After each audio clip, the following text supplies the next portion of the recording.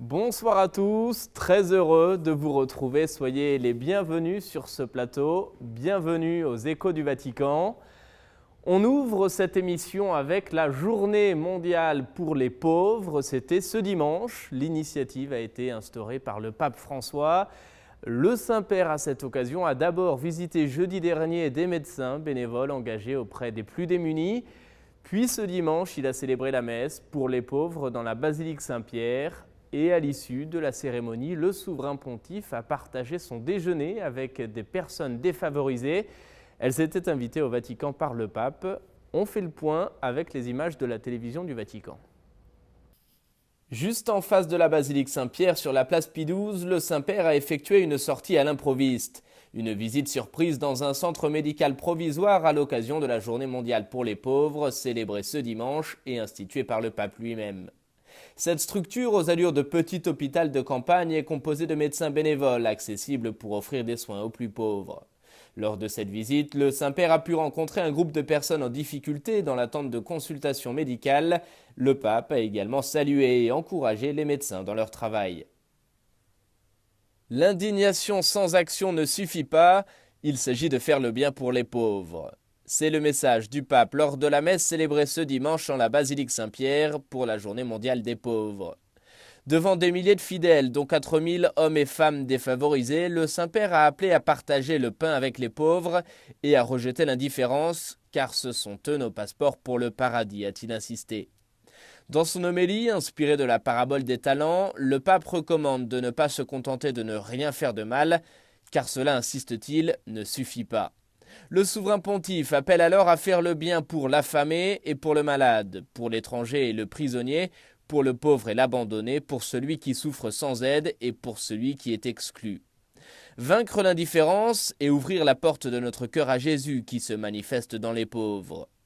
Non des poings fermés et des bras croisés, mais des mains actives étendues vers les pauvres, voilà la véritable force salvatrice. Car ce sont eux, les pauvres, qui nous ouvrent le chemin du ciel, a encore poursuivi le pape. Ainsi, François appelle chacun à prendre soin d'eux, véritable richesse, non seulement en donnant du pain, mais aussi en rompant avec eux le pain de la parole, dont ils sont les destinataires les plus naturels. Il faut trouver le courage d'aimer, non en parole, mais avec des faits. Aimer le pauvre signifie lutter contre toutes les pauvretés spirituelles et matérielles, car ce que nous investissons dans l'amour demeure, tout le reste s'évanouit, conclut le Saint-Père, qui invite à se demander « Qu'est-ce qui compte pour moi dans la vie ? Vivre pour avoir sur terre ou donner pour gagner le ciel ?» Sachant que pour le ciel, ne compte pas ce que l'on possède, mais ce que l'on donne. Alors, ne cherchons pas le superflu pour nous, mais le bien pour les autres, et rien de précieux ne nous manquera. À l'issue de la célébration, comme il l'avait exprimé dans son homélie, le pape François est passé des paroles aux actes en invitant les pauvres à sa table du déjeuner ce dimanche. Environ 500 personnes, pauvres, migrantes, sans emploi, sans domicile, ont ainsi pu partager un repas en salle Paul VI du Vatican avec le Saint-Père. Le pape a demandé la bénédiction du Seigneur pour ce moment ensemble, pour ceux qui ont préparé le repas, ceux qui y ont participé, leur cœur, leur famille, leurs désirs et leur vie. Cette journée mondiale pour les pauvres avait été instituée en novembre 2016 par le pape au terme de la clôture du jubilé extraordinaire de la miséricorde. Une initiative avait expliqué François pour que nous soyons plus convaincus que partager avec les pauvres nous permet de comprendre l'Évangile dans sa vérité la plus profonde. Et dans la même journée, comme chaque dimanche, le Saint-Père a récité la prière de l'Angélus devant des milliers de fidèles rassemblés place Saint-Pierre. Le pape a commenté une fois de plus l'évangile du jour, la parabole des talents. Le souverain pontife nous invite à nous faire une juste idée de Dieu et non pas d'en avoir peur. On écoute un résumé de sa réflexion. Lors de la prière de l'Angélus, place Saint-Pierre ce dimanche, le Saint-Père a livré un commentaire inspiré de la parabole des talents. C'est le récit d'un maître qui gratifie ses serviteurs qui ont fait fructifier son argent en doublant le nombre de talents qu'il leur avait laissés. En revanche, à celui qui par peur avait caché sa seule pièce, le patron le punit pour sa paresse et le jette aux ténèbres. C'est un rapport de peur avec son maître qui bloque le serviteur, explique alors le Saint-Père. Et il nous met en garde, la peur, dit-il, paralyse, détruit, fait faire de mauvais choix, décourage de prendre des initiatives et elle pousse au repli sur des solutions sûres. Finalement, dit le pape, la peur, mauvaise conseillère, ne permet de rien réaliser de bon. Pour lui, le seul moyen d'aller de l'avant et de grandir sur le chemin de la vie, c'est la confiance. Cette confiance que le serviteur devrait avoir pour son maître, c'est-à-dire celle que le fidèle doit avoir pour Dieu, elle se construit grâce à la vraie idée de Dieu.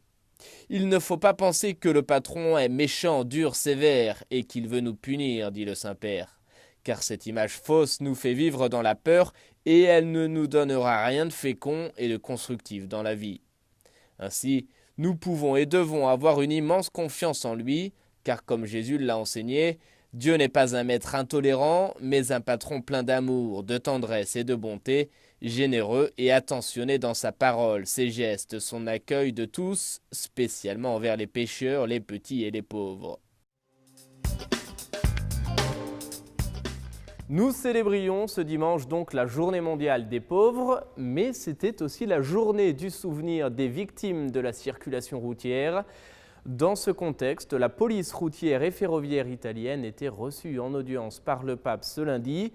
Dans son discours, le Saint-Père invite les responsables des réseaux de transport à œuvrer pour la sécurité et pour le bien commun.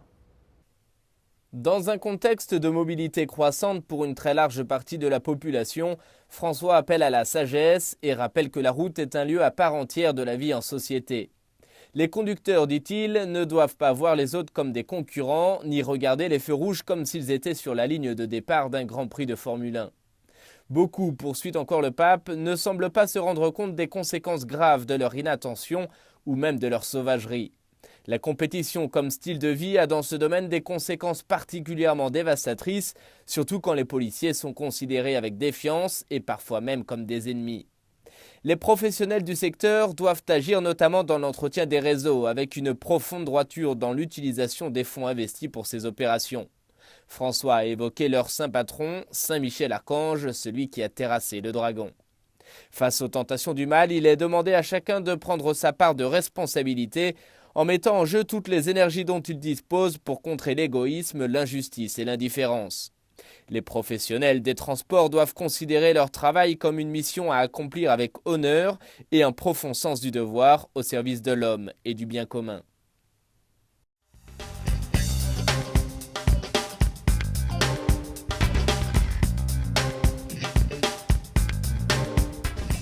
Œuvrons ensemble pour que les enfants puissent nous regarder en souriant et conservent un regard limpide, plein de joie et d'espérance. Le Conseil pontifical pour la culture était reçu, lui aussi, par le Saint-Père. C'était à l'issue d'une assemblée sur le thème de l'avenir de l'humanité et les nouveaux défis à l'anthropologie. Il a notamment été question de médecine, de génétique ou encore d'intelligence artificielle. On écoute un résumé du discours du pape. Dans son discours au Conseil pontifical de la culture, le Saint-Père s'est arrêté sur différents points. La médecine et la génétique d'abord, qui permettent de regarder dans la structure la plus intime de l'être humain et dans le même temps ouvrent une possibilité de le programmer. Les neurosciences, qui offrent toujours plus d'informations sur le fonctionnement du cerveau humain, mais qui peuvent remettre en question les réalités de l'anthropologie chrétienne comme l'âme ou la liberté. Dernier point enfin, les robots qui sont déjà des composantes de notre vie quotidienne a relevé François et qui nous poussent à réfléchir sur ce qui différencie les hommes des machines. Tous ces développements scientifiques et techniques font dire à certains que nous sommes à un tournant de l'humanité, à l'aube d'une ère nouvelle, a expliqué le pape. Comment alors réagir à ces défis, interroge-t-il. Il faut d'abord saluer avec gratitude l'engagement des hommes et des femmes de science en faveur de l'humanité, mais il est surtout nécessaire de développer un véritable humanisme basé sur le développement humain intégral. Il faut également encourager un meilleur dialogue entre l'Église, les croyants et la communauté scientifique. Le primat de la personne humaine est une fin et non un moyen, a rappelé François. Le pape rappelle enfin que tout ce qui est techniquement possible n'est pas toujours éthiquement acceptable. Ainsi, la science, comme toute autre activité humaine, doit avoir des limites à respecter pour le bien de l'humanité. La véritable mesure du progrès, a conclu François en citant le bienheureux Paul VI, est ce qui regarde le bien de tout homme et de tout l'homme. Nous avons tant besoin de communion aujourd'hui, dans l'Église et dans le monde. C'est en substance le message du pape lors de sa rencontre avec la Confédération de l'Union apostolique du clergé. Les participants étaient à Rome pour une assemblée sur le rôle des pasteurs dans les églises particulières. On écoute l'intervention du Saint-Père. Le rôle des pasteurs dans les églises particulières ne peut se penser sans une parole clé, la diocésanité, c'est-à-dire une spiritualité de communion calquée sur la communion trinitaire, et c'est ça le modèle de référence de la communion ecclésiale. Dans son discours, le pape explique qu'on devient expert de la spiritualité de communion grâce à la conversion au Christ, l'ouverture docile à l'action de l'Esprit et l'accueil des frères. Car nous le savons bien, rappelle le Saint-Père, la fécondité de l'apostolat ne dépend pas seulement de l'activité et des efforts d'organisation, mais avant tout de l'action divine. Les baptisés sont appelés à la sainteté et donc à plus forte raison les ministres consacrés. Ils doivent suivre l'exemple du bon pasteur qui donne sa vie pour son troupeau. Ils doivent ceindre le tablier du service, se pencher sur le vécu de leur communauté, comprendre leur histoire, vivre leur joie et leur peine. Il est fondamental que les pasteurs cultivent des relations fraternelles, participent au cheminement pastoral de leur église diocésaine, à ses projets et à ses initiatives. Le plan pastoral des diocèses est en effet le point de référence du chemin des communautés locales. Et c'est cette unité pastorale autour de l'évêque qui fera l'unité dans l'Église. C'est très triste, déplore le pape, quand dans un presbytère cette unité n'existe pas ou n'est qu'apparente. Les commérages, dit-il encore, détruisent les diocèses. Frères prêtres, nous voyons toujours les choses négatives, mais je vous le recommande, n'en arrivez pas aux commérages. Ils sont le ver qui ronge le vêtement de l'Église, de l'unité entre nous. La communion et la mission sont des dynamiques corrélatives, fait encore remarquer le souverain pontife. On devient ministre pour servir sa propre église particulière dans la docilité à l'Esprit Saint et à son évêque, en collaboration avec les autres prêtres, mais avec la conscience de faire partie de l'église universelle. La mission, en effet, conclut François, n'est pas un choix individuel, mais un choix de l'église particulière qui se fait protagoniste dans la communication de l'évangile à tous les peuples. L'audience générale à présent, comme chaque mercredi, place Saint-Pierre, le pape a poursuivi son cycle de catéchèse sur le thème en ce moment de l'Eucharistie. Et cette semaine en particulier, il s'est arrêté sur la messe comme prière, la prière par excellence, la plus haute, la plus sublime et en même temps la plus concrète. On écoute un résumé de sa catéchèse. Frères et sœurs, la messe est une prière.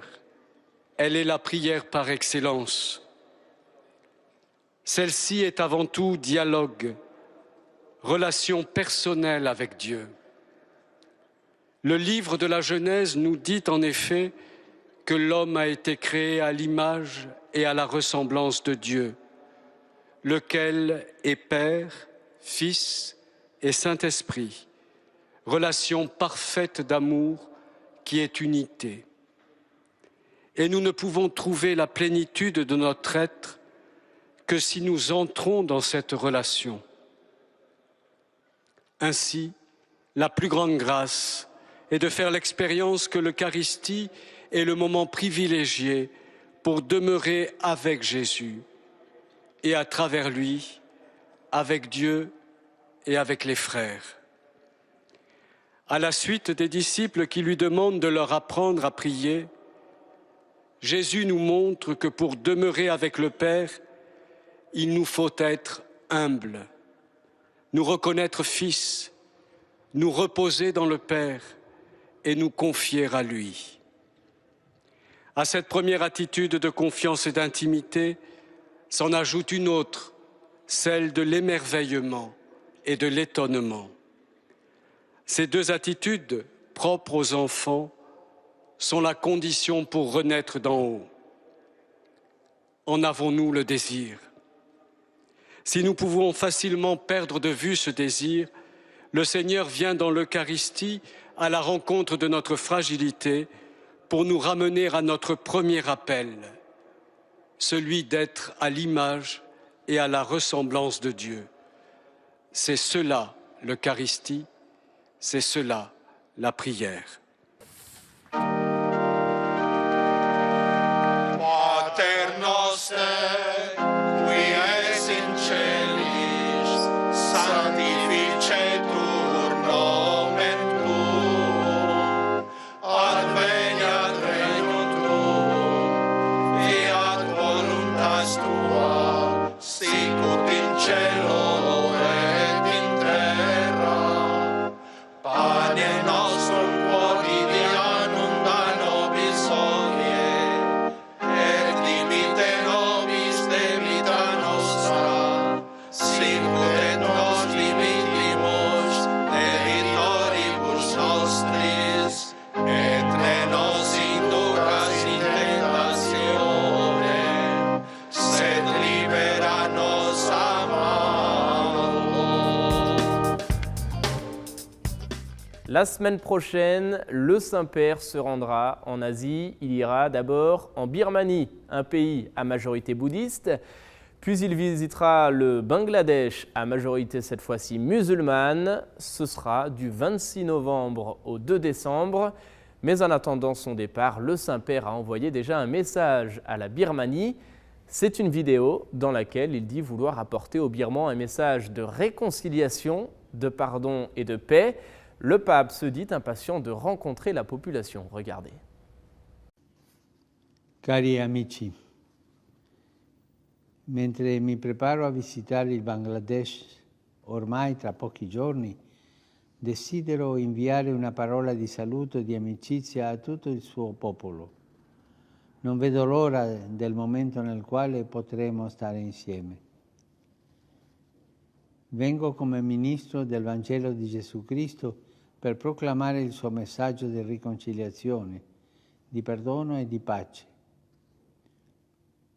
La mia visita intende confermare la comunità cattolica del Bangladesh nella sua fede e nella sua testimonianza del Vangelo che insegna la dignità di ogni uomo e donna e ci chiama ad aprire i nostri cuori agli altri, specialmente ai più poveri e bisognosi.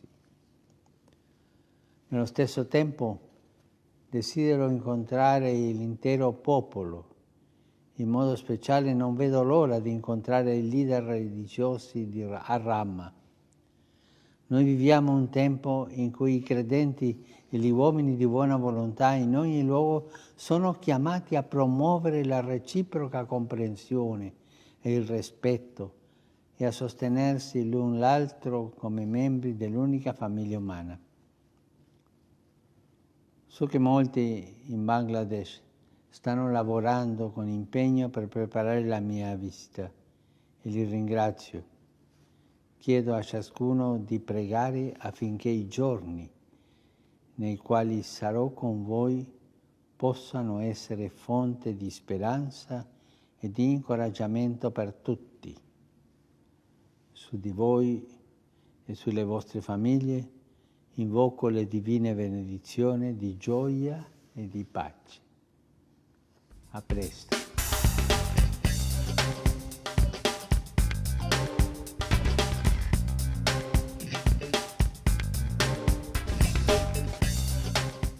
Dieu de miséricorde et Père de tous, aide-nous à partager avec nos frères migrants les bénédictions que nous avons reçues de tes mains.